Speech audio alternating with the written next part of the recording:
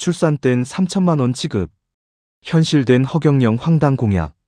중앙일보 종이 10평. 2018년 12월 6일. 조영태 교수, 서울대 인구학. 출산 시 3천만 원 허경영 공약 당시엔 말도 안 된다 비난받아. 내년부터 아이 한 명 지원 총액은 3,500만 원으로 늘어나게 돼. 과거 정책 프레임 빨리 벗어나 제대로 된 2021 계획 준비해야. 아기 출산 시 3천만 원 허경영의 황당 공약. 그 이후 10년여 전 대선 후보들 가운데 허경영 씨가 있었다. 대선에는 홀로 튀는 후보들이 나오기 마련이지만 허경영 씨만큼 많은 사람의 뇌리에 각인돼 있는 사람은 없다. 당시 기준으로 보아 허무맹랑한 공약을 내걸고 나왔기 때문이었다. 허경영 씨의 공약들 중에는 아기 출산 시 3천만 원 지급이라는 공약이 있었다. 많은 사람들, 특히 정부와 정치권은 말도 되지 않는 소리라고 무시했다. 지난해 필자는 한 방송에서 우리나라의 인구 현상에 대해 강의를 했다. 강의 말미 패널 한 명이 저출산 대응을 위해 필요한 정책이 뭐냐고 질문했다. 나는 장기적으로는 청소년들의 삶이 지금의 청년들이 겪고 있는 길을 걷지 않도록 해줘야 하고, 단기적으로는 현재 청년들의 피부에 와닿는 파격적인 지원이 필요하다고 말했다. 당신과 허경영 씨가 다른 게 뭐냐?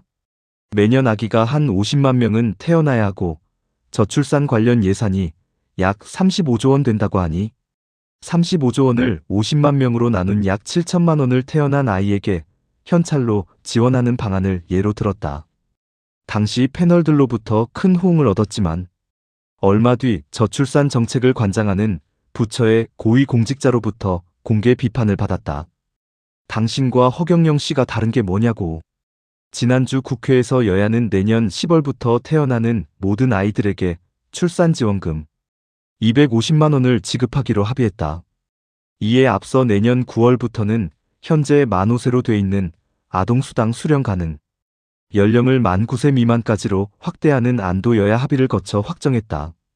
현재 0세부터 4세에게는 보육지원금이, 만 5세에게는 누리과정지원금이 지급되고 있다. 나이와 조건에 따라 문재인 정부는 출범 직후 저출산과 인구 고령화 문제를 챙기기 위해 정부 내에 컨트롤 타워를 구축하겠다고 선언했다. 해당 위원회엔 사무처도 신설되고 위상도 장관급으로 하였다. 사무처는 조직이 만들어지자마자 저출산 문제에 대한 이전 정부의 안일한 대처를 비판했고 저출산 정책의 전면적인 재구조화를 선언했다. 현재 위원회는 컨트롤 타워 역할을 제대로 하고 있을까? 저출산 정책의 재구조화도 진행됐을까? 위원회는 1년이 넘도록 재구조화를 외쳐댈 뿐 실제 재구조화된 저출산 정책이나 방향을 제시한 것은 없다. 안타깝게도 그나마 국민들로부터 주목이라도 받고 있는 아동수당이나 출산지원금 정책도 위원회나 사무처가 아니라 국회가 여야 합의로 만들어낸 정책이다.